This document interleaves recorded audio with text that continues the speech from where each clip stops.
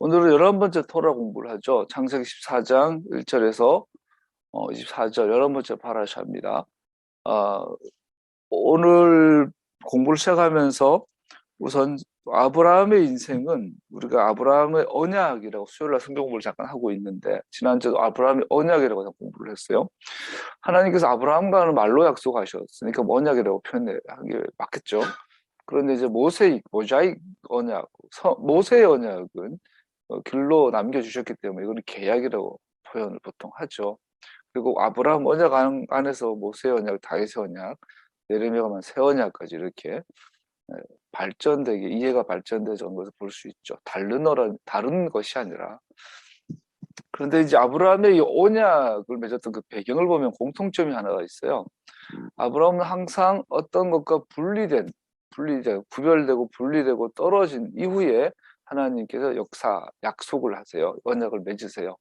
크게 아브라함이 알다시피 너는 너희 본토 친척 아비 집을 떠나라 했죠. 그래서 아브라함은 10장으로 좀 더 넘어가면 그 셈족 속이 만들어진 노아 홍수 이후에 여러 가지 민족들이 갈라지는 것이 셈의 족속으로 줄어들고 또 아브라함의 가문으로 줄어들고 그 아비 집으로부터 분리되는 이야기가 12장 1절에 나오죠. 그 12장 1절 이후에 하나님께서 내가 천하 만민 너로 말미암아 너 안에서 복을 받게 하겠다 약속을 받죠.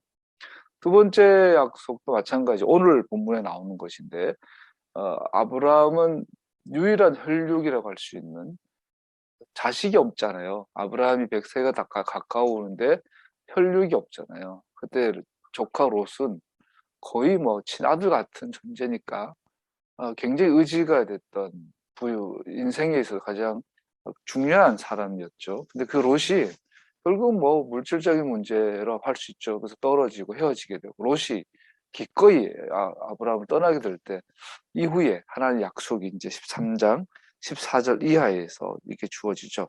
롯이 아브라함을 떠나간 뒤에 13장 14절 이하를 보면 주님께서 아브라함에게 말씀하셨다. 너 있는 곳에서 눈을 크게 뜨고 북쪽과 남쪽, 동쪽과 서쪽을 보아라. 내 눈에 보이는 이 모든 땅을 내가 너와 내 자손에게 아주 주겠다. 내가 너의 자손을 땅의 먼지처럼 셀 수 없이 많아지게 하겠다. 누구든지 땅의 먼지를 셀 수 있는 사람이 있다면 너의 자손을 셀 수 있을 것이다.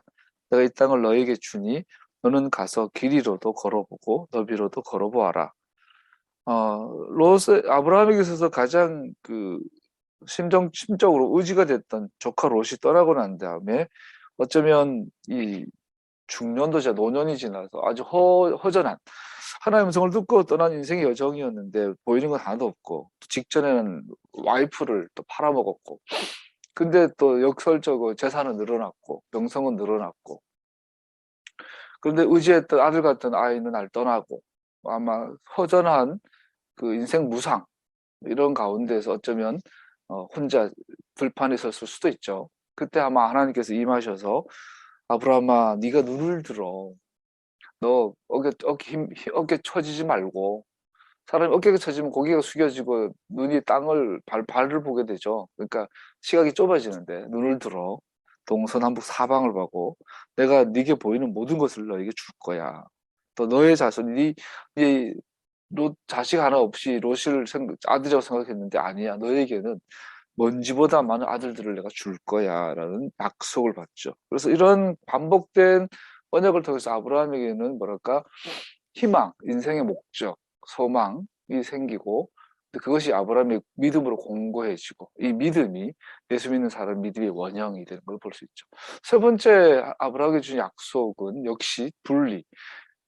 그 다음에 드디어 아들이 태어나죠. 그 우여곡절 끝에 이스마엘도 아니고 이삭이 태어나는데 그 이삭과 헤어지는 시간이 있어요. 자신의 독생자요 상속자인 이삭으로부터 아브라함이 분리된 직후에 하나님께서 도장을 찍으시죠. 내가 네게 맹세하여 이르되 반드시 너로 복이 되게 하겠고 이 땅을 내게 줄 거야. 어, 이삭은 아브라함에게 있어서 또 유일한 요즘 소확행이라고 그러나요? 그 행복하게 사는 그 인생을 성공적으로 사는 사람들의 가장 공통된 특징 중에 하나가 자기 생활에 작은 즐거움을 갖고 있다는 거죠. 별거 아닌 즐거움을 반복해서 맛보는 사람일수록 삶을 긍정적으로 여기고 여기 삶의 시련을 이겨내고 인간관계가 원만하고 가족도 분위기 좋고 그렇다 그래요. 커피에가 마시는 것을 행복해 한다거나, 조그마한 그림 그리는 것을 행복해 한다거나, 사진 찍는 게 좋다거나, 돈 되는 것도 아니고, 대단한 것도 아닌데, 본인한테 좋은. 어떤 사람은, 음, 새 한 대 먹이 준다거나, 별거 아닌 걸로 자기만의 즐거움이, 작은 즐거움을 즐길 줄 아는 사람이 인생을 마지막까지 긍정적으로 산다 그래요. 근데 큰 꿈과 큰 비전은 있는데, 정작 내 삶의 디테일한 부분에서 즐거움을 맛보지 못하면 히틀러 같이 되는 거죠. 이게 어떻게 어, 광인이 되기도 하고 또 아니면 완전히 다운돼서 부정적으로 이렇게 염세적으로 바뀌게 심지어 자살할 수도 있고 인생 무상이고 아브라함에게 있어서는 이 하나님의 약속은 아브라함에게 있어서 어떤 그의 개인의 야망, 욕망까지 덮어버리는 어떤 그 이상의 넘어 믿음의 단계까지 올라갔던 거 볼 수 있죠. 그럼에도 불구하고 아브라함에게서 소확행, 나의 백세에 낳은 아들을 쳐다볼 때마다 아브라함이 느끼는 그 즐거움, 그 만족, 정말 포기할 수 없는 그 아브라함을 살게 만들어주는 원인 동력이죠. 하나님이 주신 비전과 꿈은 너무 크잖아요. 너무 길잖아요. 너무 광대하잖아요. 그러니까 사실은 그렇게 와닿진 않았을 거예요. 믿음의 세계가.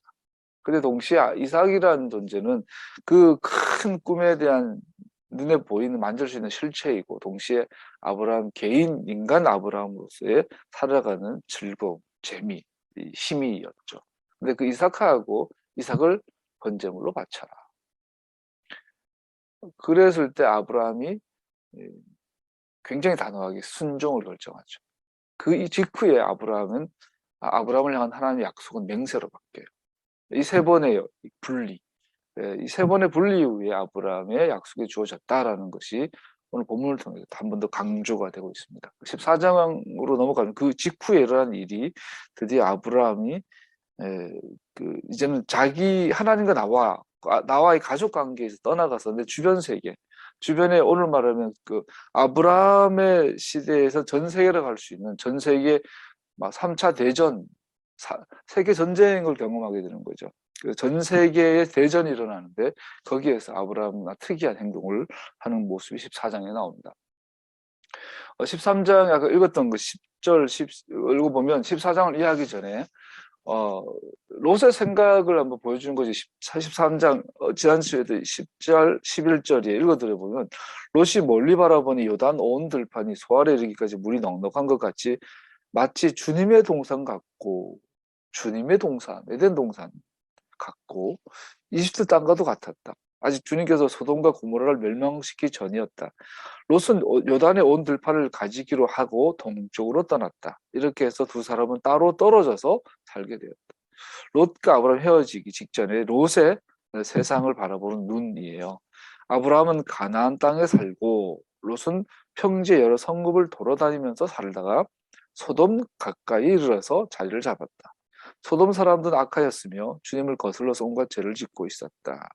창세기 저자는 소돔은 악한 사람들이 살고 죄의 땅, 죄인의 땅이라고 말하고 있는데 희한하게 롯은 그 소돔이 마치 주님의 동산 같다라고 보고 있는 거죠. 롯의 사고방식, 롯의 가치관, 롯의 관점, 롯의 생각과 아브라함의 생각이 완전히 달라진 것을 볼 수 있어요.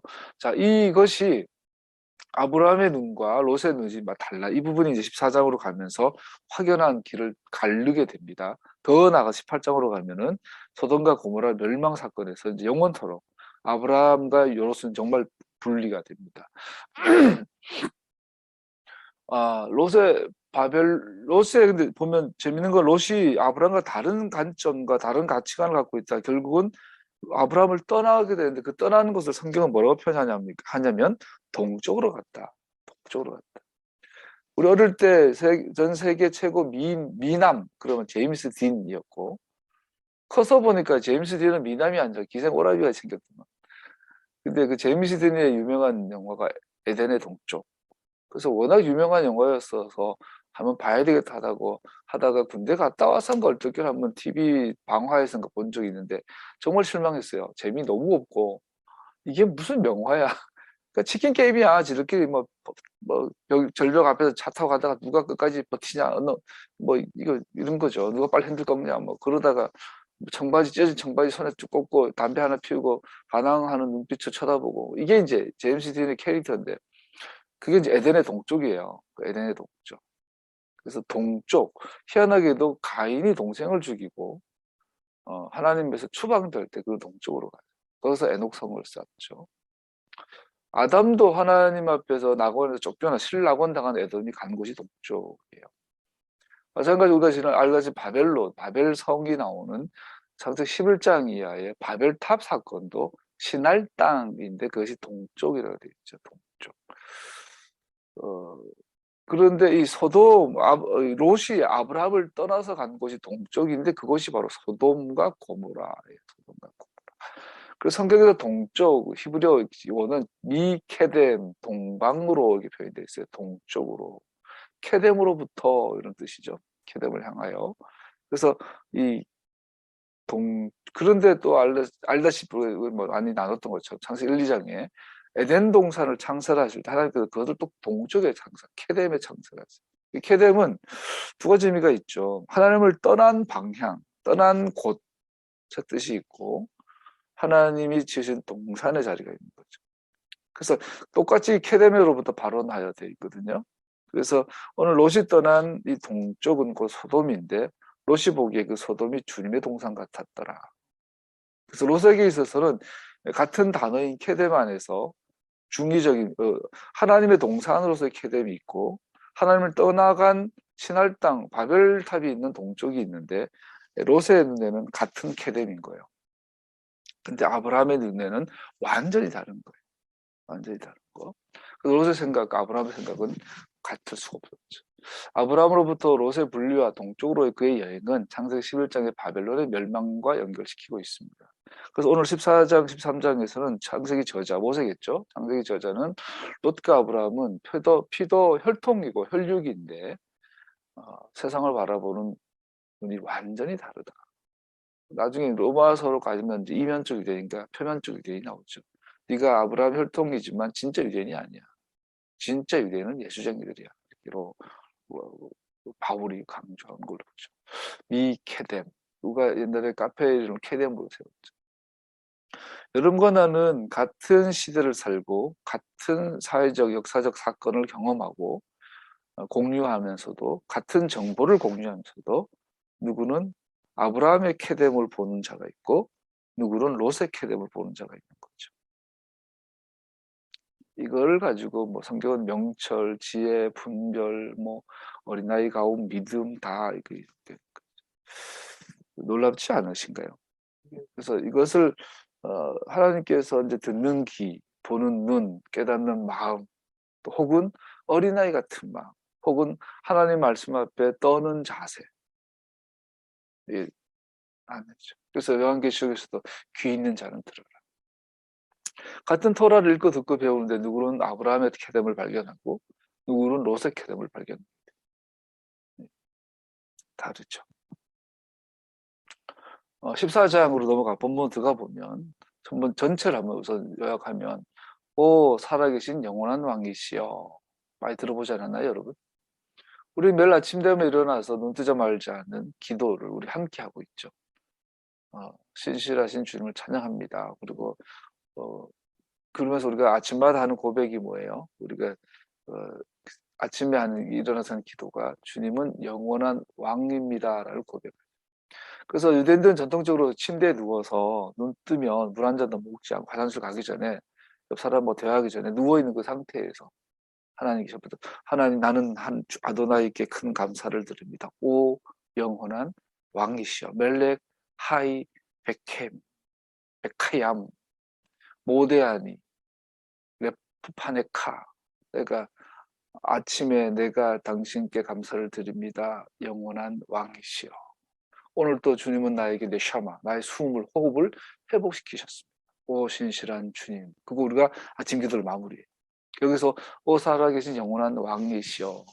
이 고백을 아침에 제일 일어나자마자 하는 것이 우리의 믿음의 시작이 되는데요.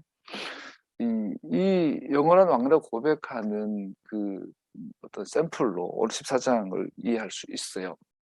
자, 아브라함이 헤브론에 있는 단에서 경배한 하나님인 아도나이는 13장 18절 동방의 네 왕들을 아브라함의 손에 붙이신 천지의 주제이시다. 우리 14장 22절을 보면 아브라함이 소돔 왕에게 말하였다. 하늘과 땅을 지으신 가장 높으신 주 하나님께 나의 손을 들어서 맹세합니다. 14장에는 소위 세계 대전이 일어나요. 두 세력이 맞부딪혀요. 신할왕 암무라벨. 그래서 14장 1절은 이 전쟁의 배경을 신할왕, 신할은 바벨탕이 있고 동쪽에 있는 바벨론이 있는 땅을 신할 땅이에요. 신할에 있는 정치 세력과 패권과 지금 아브라함이 살고 있는 가나안 땅의 정치 패권이 붙은 거예요. 당대의 전 세계 전쟁인 거죠. 거기서 특이하게 아브라함은 건들지 않아요. 이건 신기하죠. 지들끼리 붙었는데 동쪽에 있는 신할 땅의 패권이 가나안 땅의 패권을 정복해가 이겨요. 그런데 얘네들이 이기는과 동시에 소돔 가까이 살고 있는 롯을 납치해서 가죠.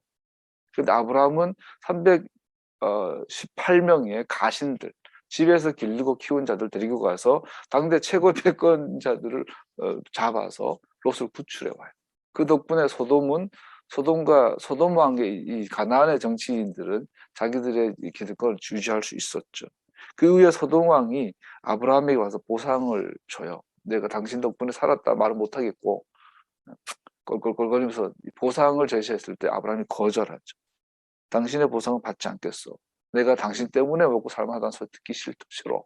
나는 하나님의 도움으로 먹고 사는 자라고 듣고 싶어.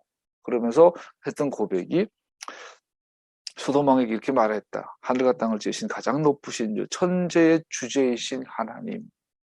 하늘과 땅의 모든 것의 주인이신 하나님. 하늘과 땅에 네가 소돔의 왕이고 네가 가나안의 왕이지만 또 니들보다 더 큰 저 동방에 있는 신할의 패권에게 졌지만 니들끼리 지금 몇 명의 왕들이 지들끼리 싸운 거예요. 세상의 왕들끼리 싸운 거예요. 그러다 누구는 이기고 누구는 지고 하는데 아브라함이 그냥 일어나 가지고 단칼에 다 끝내버린. 그러고는 아브라함이 야, 네가 왕이고 네가 제 황제고 니들끼리 잘 놀아봐. 너희들은 나의 왕이 아니야. 나의 왕은 하나님이죠. 이것이 아브라함의 하나님을 향한 믿음의 기초예요. 아까 말씀드린 새벽에 우리는 그 기도를 하는 거죠. 하늘에 살아계신 영원한 왕이시여. 멜렉 하이베카야. 이것은 마치 우리 아브라함이 소돔 왕의 보상을 거절하면서 천지의 주제이신 아도나이, 나의 하나님 고백하는 것 같은 거죠. 이것은 앞으로 이 믿음의 고백은 앞으로 엄청난 도전을 받게 될 것이고 반대로 엄청난 파워가 우리에게 주어질 것이에요. 세상은 하나님이 왕이라는 것을 인정하지 않는 흐름과 하나님을 왕으로 인정하는 두 가지 싸움이죠. 요한계시록 가면 큰 성 바벨론과 거룩한 성 예루살렘. 거룩한 성 예루살렘은 하나님이 왕이신, 예수님이 왕이신. 큰 성 바벨론, 세상 왕, 바벨론 왕이죠. 요한계시록 이따가 시간 되면 살펴보겠지만 요한계시록 18장에 보면 큰 성 바벨론이요, 큰 성 바벨론이요, 무너졌도다 큰 성 바벨론이요. 그래서 인간의 이 우주 역사는 큰 성 바벨론과 거룩한 성 예루살렘 두 성의 싸움이고 이것은 누구를 왕으로 인정하는가라는 고백입니다. 아브라함의 믿음의 시작은 천지의 주제이신 하나님을 섬기는 것에서 시작이 됐죠. 롯은 여기서 분리된 거죠. 이 세상의 왕들로부터 아무것도 원하거나 요구하지 않는 아브라함은 땅에 안전하게 거할 수 있음을 증명해 준 유일한 인물입니다. 세상 왕을 섬겨야만 이 땅에서 살 수 있을 것 같은데 아브라함은 아니야. 하늘의 왕을 섬겨도 이 땅에서 안전하게 살 수 있어 라고 말합니다.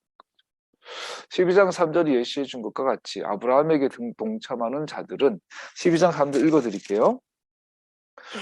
너를 축복하는 사람에게는 내가 복을 베풀고 너를 저주하는 사람에게는 내가 저주를 내릴 것이다. 너를 그러니까 여기 이제 아브라함을 저주한 자를 저주한다 되는데 실제로 원어에 보면 좀 달라요. 너를 경멸히 여기는 자에게는 내가 저주를 내릴 것이다. 그래서 아브라함으로 대표된 이스라엘, 하나님의 나라, 하나님의 말씀, 하나님의 진리를 무시하는 자, 경멸히 여기는 자들 내가 저주를 내릴 것이다. 땅에 사는 모든 민족이 너로 말미암아 복을 받을 것이다.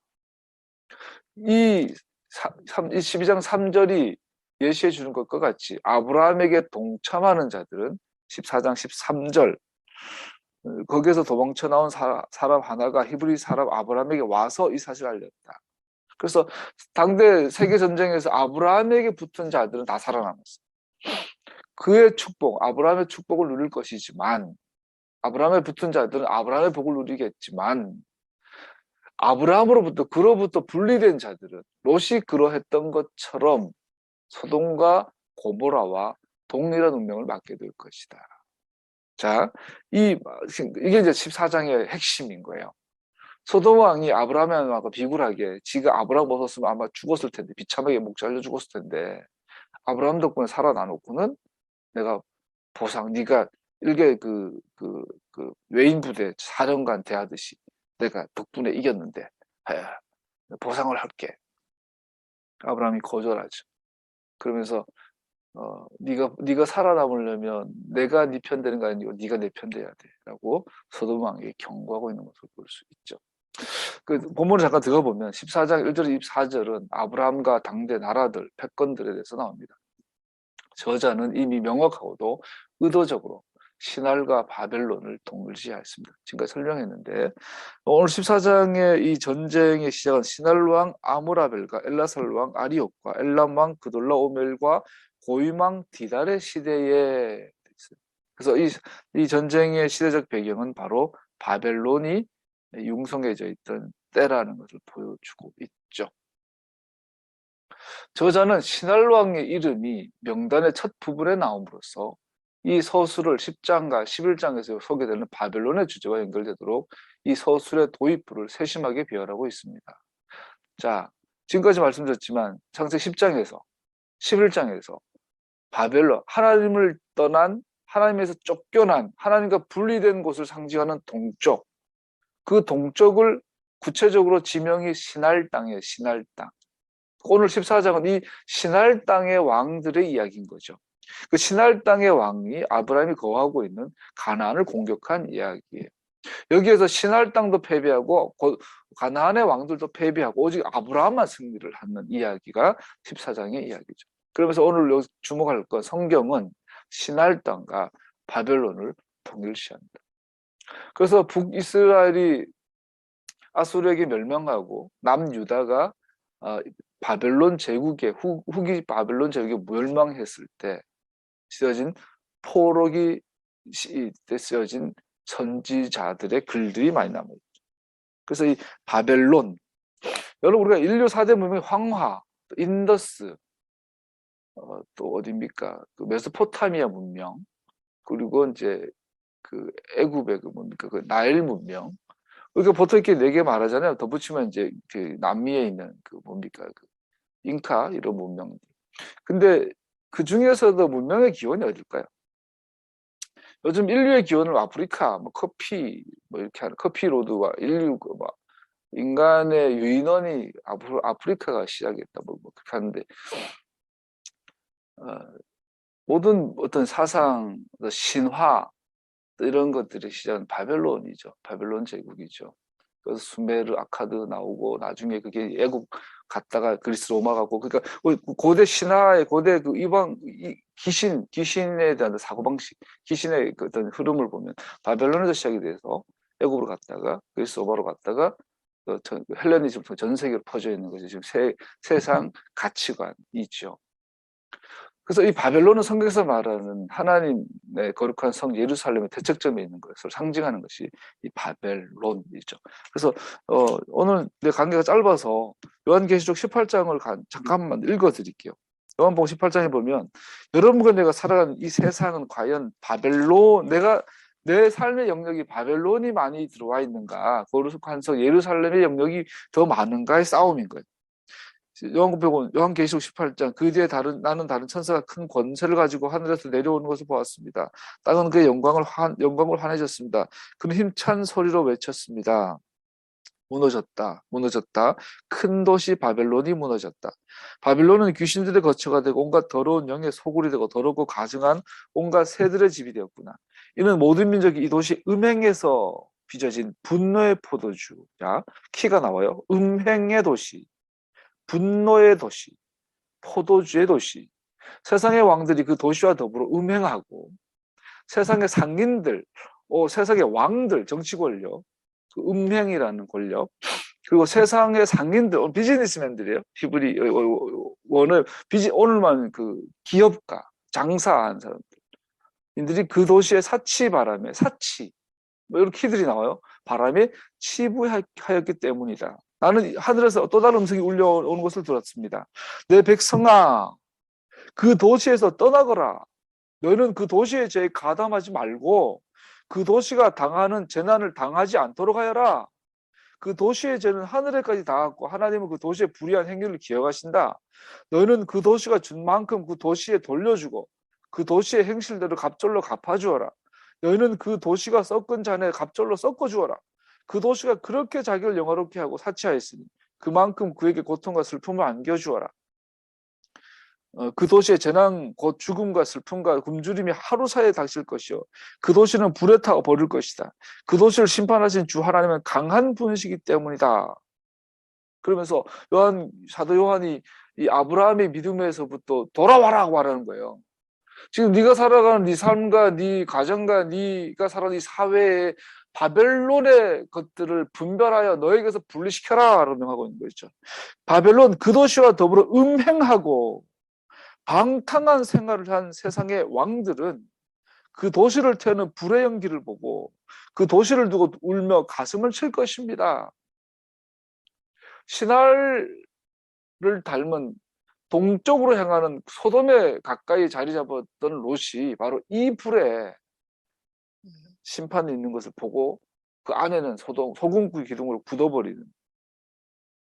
그러면서 선사들이 이렇게 노래해요. 화를 입었다 큰 도시야. 이 강한 도시 바빌로나 너에게 심판이 한순간에 닥쳤구나. 그리고요 오늘날 여러분과 내 삶의 이 바벨론을 찾아볼 수 있는데 그 키가 11절 이하에 나와요. 그리고 세상의 상인들, 비즈니스맨들도 그 도시를 두고 울며 슬퍼할 것입니다. 비즈니스맨들이 우는 이유는 딱 하나예요. 장사가 안 돼. 돈이 안 돼. 돈이 되면 영혼도 팔 건데 돈이 안 되고 울어요. 이제는 그들의 상품을 살 사람이 하나도 없기 때문입니다. 그 상품이란 바벨론의 도시의 왕과 상인들이 사는데 그 상인들이 파는 상품들이 있는데 금과 은과 보석과 진주요 고운 못이와 자주옷감과 비단과 붉은 옷감이요 각종 향나무와 각종 상아기구와 값진 나무와 굴이나 쇠나 대리석으로 만든 온갖 그릇이요 계피와 향료와 향과 모략과 유향이요 포도주와 올리브 기름과 밀가루와 밀이요 소와 양과 말과 병거와 노예와 사람의 목숨입니다. 오늘날 우리에게로 표현하면 이거예요. 금과 은과 보석, 진주, 좋은 차, 좋은 집, 좋은 옷. 요즘 그 쇼미더머니 이런 요즘 그 보면은 재밌잖아요. 아주 가장 저질 문화를 무대에 올려가지고 하나의 문화적 트렌드로 만들어버린 것이 뭐 힙합이나 옛날에 이런 것들이잖아요. 근데 걔네들에 보면은 아니 노골적으로 돈 주세요. 돈 주세요. 이제 이렇게 하잖아요. 성경 그걸 바벨론으로 명령하고 있는 거예요. 우리가 추구하는 많은 것들, 계피, 향료, 개인의 취미 생활 이런 것들 극대화해 놓은 게 좋은 페이스북, 인스타그램 이런 거죠. 누구보다 더 맛있는 음식을 더 좋은 호텔에서 더 좋은 옷을 입고 더 좋은 차를 타고 가서 이것을 자랑하고 나면 다들 막 좋아요. 이 모든 것들을 성경 바벨론이라고 명령하고 있는 거죠. 그래서 좋은 말 얼리 어댑터.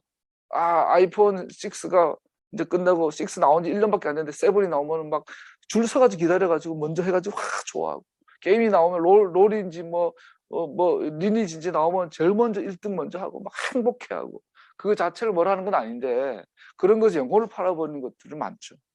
그래서 결국은 성경이 이렇게 경고하는 거죠. 니들이 그 바벨론을 따라가면 마지막에 그 상인들이 니들의 생명을 사갈 것. 이건 저한테도 해당이 돼요. 내가 일주일을 돌아보면 아침에 나가서 저녁에 일하고 들어오면 이제 한두 시간 동안 이제 쓰러져요. 이렇게 잔일들이 많다 보니까 잔 근육도 굉장히 피로가 쌓이는 것 같아요. 어제도 이제 그 콘센트를 아침 9시부터 저녁 5시까지 계속 만지고 누르고 만지고 누르고 만지고 누르고 여기가 이제 멍멍해지죠, 저녁 되면. 그리고 씻고 와서 샤워하고 밥 먹으면 뭐랄까 좀 마비된 듯이 이렇게 사람이 퍼져요. 긴장도 풀리니까. 근데 그때 유일하게 행복하고 재밌고 안지루한 게 뭐냐면 스마트폰 가지고 이제 뭐 보는 거야.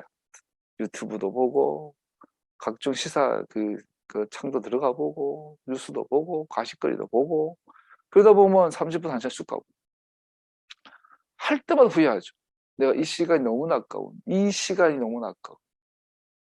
근데 반복돼. 결국 우리의 목숨. 네가 마음속으로 탐하던 실과가 내게서 사라지고 온갖 화려하고 찬란한 것들이 내게서 없어졌으니 다시는 아무도 그런 것들을 찾아볼 수 없을 것이다. 끝이 있을 거라는 거죠.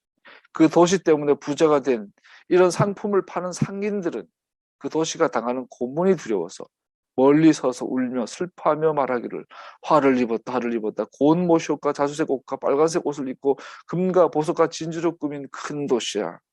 그렇게 많던 재물이 한순간에 잿더미로 되고 말았구나 할 것입니다.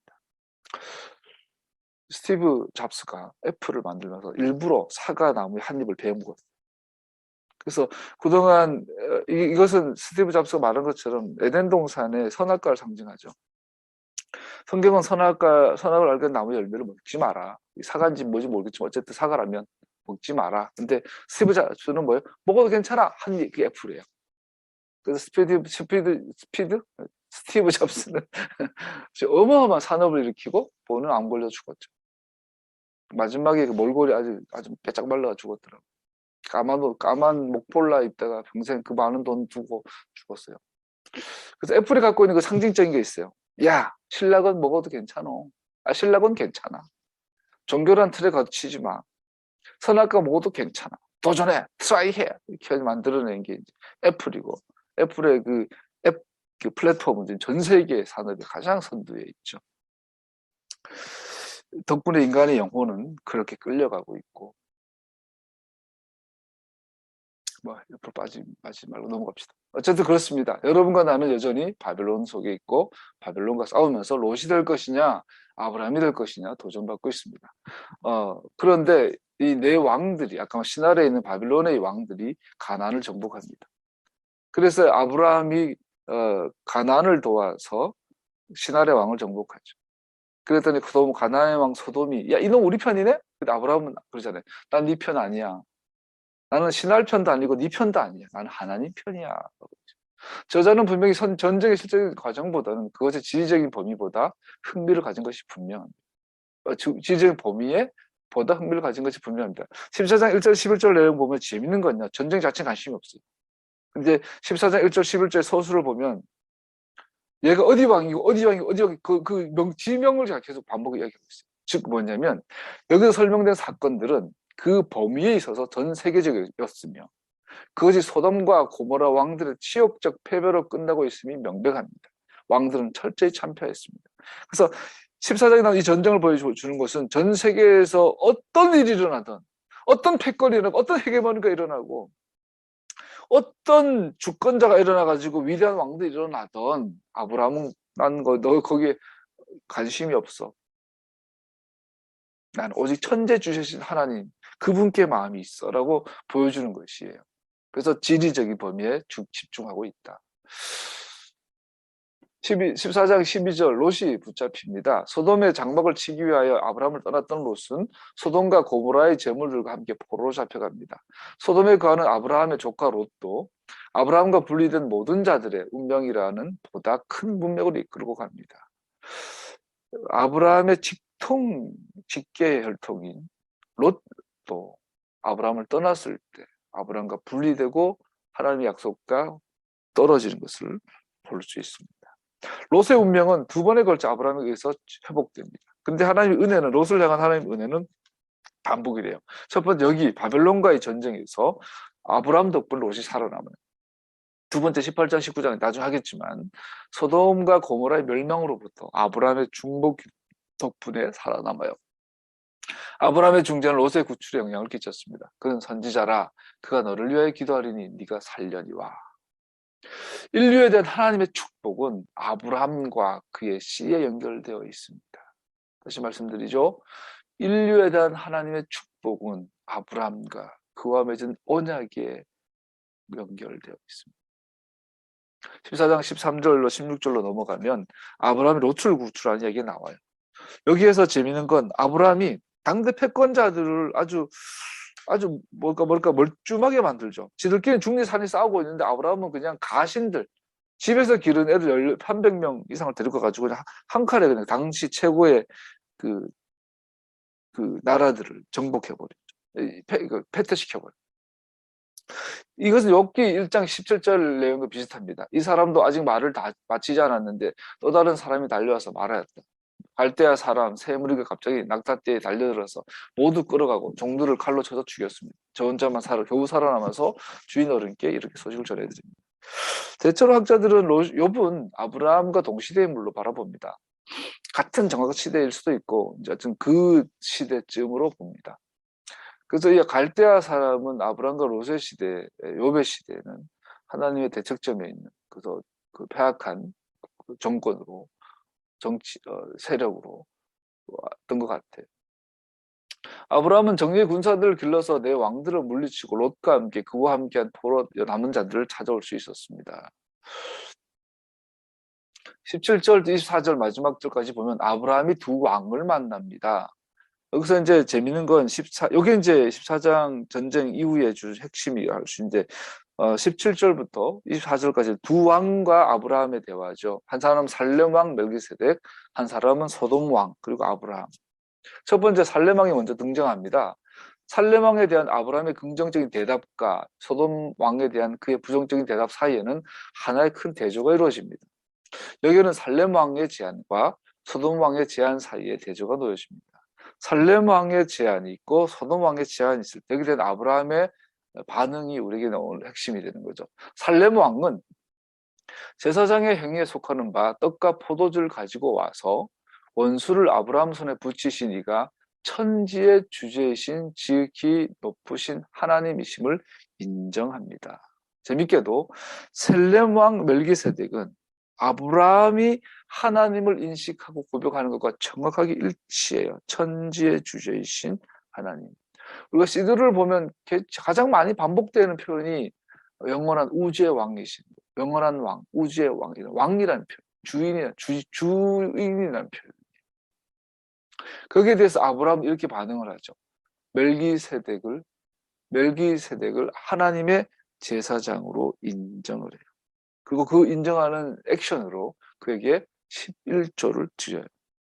멜기세덱의 제사장직을 인정하였으며 그의 제안의 유효성을 바로 인정하였습니다.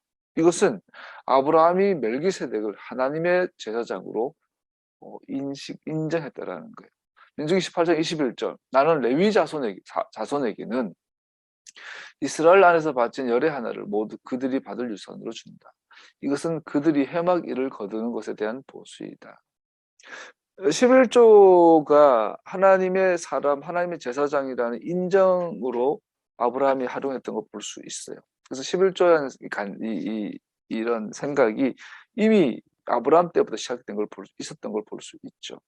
그러면서 레위 제사장들이나 성전 시스템이 없을 때도 이미 하나님의 제사장이라는 개념이 있었고 또 하나님 제사장으로 인정하는 11조라는 개념이 있었어요. 그래서 그렇게 확장하면 오늘날 11조 제도는 뭐 그렇게 비성경적이진 않죠. 다만 그걸 안 하면 저주다. 목사가 제사장이니까 목사한테 바친다. 이거는 전혀 비성경적인 거죠. 그래서 오늘 이 아브라함이 멜기세덱을 제사장 인정한 것은 아브라함의 신앙의 핵심을 보여주는 것이고 오늘날 우리에게도 많은 걸 시사하죠. 근데 반면에 소돔 왕은 21절에 보면 물질적 보상을 제시합니다. 사람들을 나에게 돌려주시고 물건은 그대가 가지시오. 야, 아브라함아, 고맙다. 이렇게 하고, 이제 여러분 전쟁에서 아브라함이 지금 승리자잖아요. 그러면 사실 소돔왕은 이제 깨갱깨갱이죠. 이제 사실 이제 아브라함이 왕이 되는 거고, 소돔은 그냥 아브라함의 처분을 기다려서 죽일 수도 있고, 그냥 추방할 수도 있고, 그냥 한양 장관자 줄 수도 있는 건데, 이 감이 나와가지고, 야, 네가 구출한 사람들은 내한테 돌려보내고, 물건, 돈은 가져가. 아브라함이 보통 우리 같으면은, 야, 눈 깔어, 불어. 이제부터 너는 내 종이야. 내가 너의 사랑과 너의 재산과 너의 나라를 내가 왕할 거야. 이랬을 거예요. 당연하죠. 모든 역사는 그래왔으니까. 그런데 아브라함은 관심이 없어요.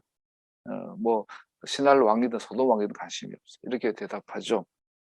아브라함이 소돔 왕에게 말을 했다. 하늘과 땅을 지으신 가장 높으신 주 하나님께 나의 손을 들어서 맹세합니다. 그대의 것은 실오라기 하나나 신발끈 하나라도 가지지 않겠습니다. 그러므로 그대는 그대 덕분에 아브라함이 부자가 되었다고는 절대로 말할 수 없을 것입니다. 소돔 왕아, 너는 네 길 가. 나는 내 길 갈 거야. 다만 네 덕분에 나는 아무것도 얻은 것이 없어. 내가 하나님 앞에 나의 나된 것은 오직 하나님의 은혜야라고 선언하고 있는 것이죠. 여기에 대한 아브라함의 반응은 보상은 이 세상의 왕들로부터 오는 것이 아니라 천지의 주제이신 아도나이로부터 온다는 것입니다. 이어지는 다음 장에서 그가 소유할 모든 재물은 아도나이로부터 옵니다. 그래서 15장 1절 보면요. 이런 일들이 일어난 뒤에 주님께서 환상 가운데 아브라함에게 말씀하셨다. 아브라함아 두려워하지 말아라. 나는 너의 방패다. 네가 받을 보상이 매우 크다. 소돔 왕의 보상을 거절한 아브라함에게 하나님 오셔서 자기를 줘버려. 내가 네 거야. 내가 네 거야. 내가 너의 방패야. 네가 받을 보상은 내가 줄 거야. 끝난 거죠. 끝난 거죠. 하나님이 아브라함의 왕이 되셨는데 끝난 거죠. 그 다음에 15장 14절에 보면 또 구체적으로 또 나와요. 그러나 너의 자손을 종살이 하게 한 그 나라를 내가 반드시 벌할 것이며 그 다음에 너의 자손이 재물을 많이 가지고 나올 것이다. 아브라함아 잘했다. 네가 세상의 왕들한테 손 내밀 거 없어. 내한테 내밀어. 그럼 내가 너의 상급이 돼, 너의 방패가 돼줄 것이고 네 자손들도 내가 책임질 거야. 약속을 볼 수 있어요. 이것이 아브라함의 믿음이에요. 한 걸음 더 나아갔죠. 불과 2장 전에만 해도 마누라 팔아먹다. 네, 2장 이후에 아브라함은 굉장히 믿음의 성숙을 이루는 걸 볼 수 있어요. 오늘날 현대인들인 우리들은 엄청난 도전을 받고 있습니다. 하나님의 사람들이 세상의 왕들로부터의 보상을 기대하면 하나님의 사람들의 눈이 가려집니다. 그 결과. 눈이 가려져서 하나님의 소리를 듣지 못합니다. 즉 하나님의 길에 대해서 가려지고 하나님의 뜻을 알지 못합니다. 마치 한국 교회처럼. 그래서 오늘날 한국 교회는 누구보다도 성경을 많이 읽고 기도도 많이 하고 전도도 많이 하는데 악인과 선인을 구별 못합니다. 불법과 불의를 구별하지 못합니다. 오히려 그 길로 가죠. 그래서 이런 많은 모습들을 바라보면서 이거는 무서운 거죠. 그래서 아브라함처럼 우리가 살면서 비록 내가 회사 직장 다니면서 월급 받고 남의 돈으로 살지만 절대로 거기에 대해서 그 사람이 준 것이 아닌 거죠. 왜냐하면 아브라함도 소돔에게 요구할 것 다 요구해요. 야, 네가 주는 보상은 필요 없어. 그러나 나는 아무것도 가지지 않겠습니다. 다만 젊은이들이 먹은 것과 나와 함께 싸우러 나간 사람들 곧 아넬과 에스볼과 마므레에게로 돌아갈 목마는 따로 내놓아서 그들이 저마다 제목을 가질 수 있게 하길 바랍니다. 이 말은요 부탁이 아니라 명령이에요. 소돔 왕, 야, 네가 감히 나에게 보상을 해? 이제 네게 다 내 건데 내가 네 건 안 받아. 하나님 주신 거 아니니까. 그러나 내 병사들이 너를 구출하더라고 고생했던 거에 대해서는 그들이 먹었던 것은 건들지 마. 우리가 봉급의 개념이 여기서 나오는 거예요. 여러분들이 개인 기업이나 나라의 공무원이나 어떤 일에서 하면요. 내 노동의 대가만 받으면 끝인 거예요. 내 노동의 대가만 정당하게 받아내면 내가 사장의 돈을 받는 게 아닌 거죠. 나는 내가 일한 대가를 받는 거기 때문에 굉장히 당당하고 굉장히 자부심 있고 비굴할 필요가 전혀 없는 거죠. 이 월급을 사장이 주니까 월급 주는 사장한테 비굴비굴 할 필요가 없는 거죠. 심지어 하나님과 비교해서조차 내가 받는 월급은 내가 정당하게 일하는 것에 대한 대가인 거죠. 반대로 생각해 보세요. 내가 10시간 일을 했는데 10시간의 보상을 받지 못하면 어떻게 돼요? 투쟁해야죠. 야, 내가 한 노동의 대가를 내놔. 악의는 뭡니까? 오늘날 교회 다니는 수많은 불로소득은 성경적이지 않잖아요. 내가 10사람을 고용을 해가지고 이 사람이 10시간씩 일을 했다면 10시간에 합당한 대가를 지불하면 이 사람도 당당한, 나도 절대 노예 관계가 아닌 거예요. 주종의 관계가 아닌 거예요. 근데 오늘날 반대가 됐죠. 야, 내가 니를 고용했고 내가 너에게 월급을 주는데 내한테 굽신거려. 와가지고 내 구두도 닦고 내 마음대로 차 운전도 하고 해. 이거는 절대로 토라가 아닌 거죠. 근데 오늘날 기독교 기업들도 완전히 극동방송 사장 김장한 목사가 그 직원들 휴가비를 안 줘요. 그거 성교하래. 휴가비를 성교하라고 강제를 해요. 목사가. 절대로 하나의 방법이 아닌 거죠. 그리고 전태일 씨가 내가 한 노동의 대가를 왜 안 주냐고 데모할 때 교회 다니는 대통령이 교회 다니는 장로들이 그걸 진압을 해버려요. 그건 하나님을 대적하는 거죠. 노동운동은 교회가 적극 권장해야 되죠. 그러나 거기에 불순한 정치적 세력이나 소위 좌파, 빨갱이 기진 이런 것이 더한 것이 문제인 거지. 아브라함에게서 말한 거, 야, 난 니한테 보상 필요 없어. 다만 내가 쓴 것만큼 나 보상 돌려받아야 되겠어. 우리의 월급이 그런 거죠. 우리의 월급은 당당한 내 노동의 대가입니다. 절대로 사장의 소유에 대한, 사장이 나를 보호해주고 소유해준 것에 대한 그것이 아닌 거죠. 여러분, 그래서 우리는 월급을 받으면 하나님께 감사할 수 있는 것이고, 사장에도 뭐 이런 기회를 줘서 고맙긴 하지만 절대로 우리의 주권을 둔 것이 아니죠. 반대로 노동에 대한 정당한 대가를 받지 못한다면 우리는 그를 눈 감아 묵과할 수 없는 거죠. 투쟁해서라도 받아내야 되는 것이고, 주변에 노동의 대가를 받지 못한 사람이 있으면 도와줘야 되는 거죠. 근데 교회는 반대로 정당한 노동의 대가를 요구하는 사람들을, 기독 정치인들은 오히려 탄압하고 심지어 죽이고 감옥에 보내고, 거기에 대해서 우리는 선거할 때 그런 대통령 뽑고 그런 사람들을 지자체장으로 뽑았던 바보 같은 교인. 이게 마찬가지예요. 하나님의 길을 떠나면 눈이 가려져. 소돔왕이 주는 걸 먹으면 눈이 가려져. 그래서 하나님의 길에 대해서 못 보게 되죠. 그 결과 하나님의 이름을 거론받는 하나님의 백성들이 엉뚱한 짓을 해대고, 그 결과 세상 사람들이 하나님을 욕하죠. 하나님은 죽었다. 오늘날 한국교회처럼. 아브라함 마무리하죠. 아브라함의 전쟁엔 몇 가지 특징이 있어요. 첫 번째, 이스라엘 전쟁법을 따랐습니다. 아브라함은요, 신명기에 의하면 이거 전쟁 나갈 때 원칙이 있어요. 야, 겁나는 사람 아무도 나오지 마. 조금이라도 두려운 사람 오지 마. 미련 남은 사람 따라오지 마. 네가 집을 지었는데 중공지 참석하지 못한 사람들은 전쟁 참여하지 마. 네가 포도원을 재배하는데 포도즙을 먹어보지 못했으면, 포도즙 첫 열매 먹어보지 못했으면 전쟁 참여하지 마. 여자와 약혼한 사람인데 약혼했고 결혼을 못해가지고 여자 손도 못 잡아봤어? 오지 마. 우리나라의 그 군병제랑 완전히 다르죠. 조선시대 군병제랑.